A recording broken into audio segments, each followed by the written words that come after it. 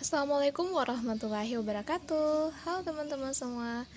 Kali ini saya akan membahas mengenai exercise skill 18, yakni invert the subject and verb with conditionals.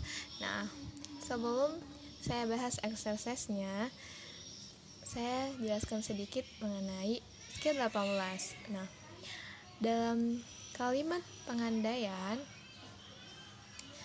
terdapat 3 kata, yakni had, should, were. Nah, jika ketiga kata tersebut jika salah satu ketiga kata tersebut terdapat dalam kalimat pengandaian, maka memungkinkan terjadinya invert antara subject and verb dengan syarat if-nya dihilangkan. Nah, jadi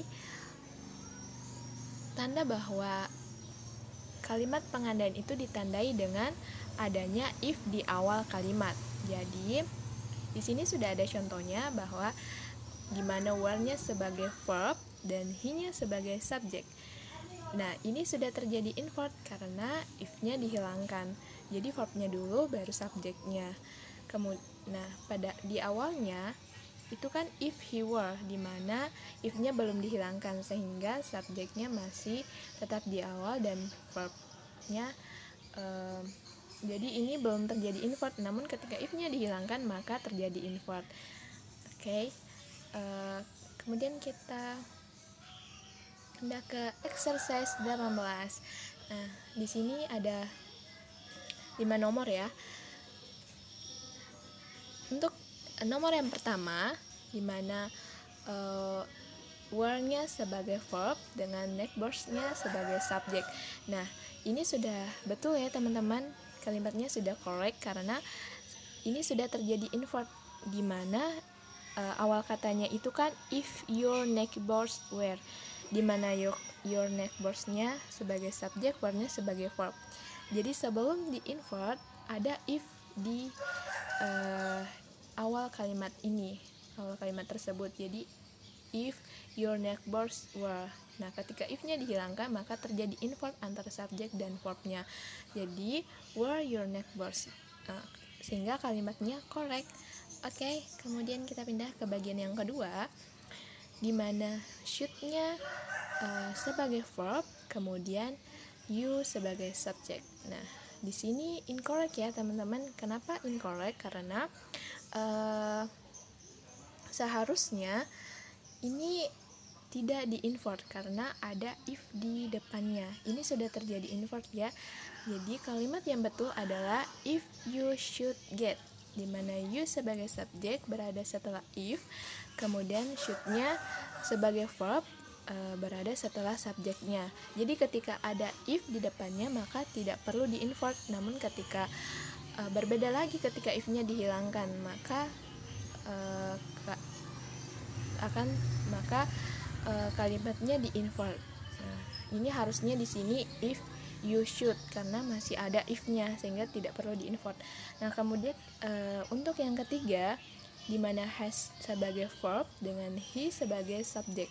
Ini juga kalimatnya incorrect ya, teman-teman, karena harusnya di sini adalah if he has. Kenapa?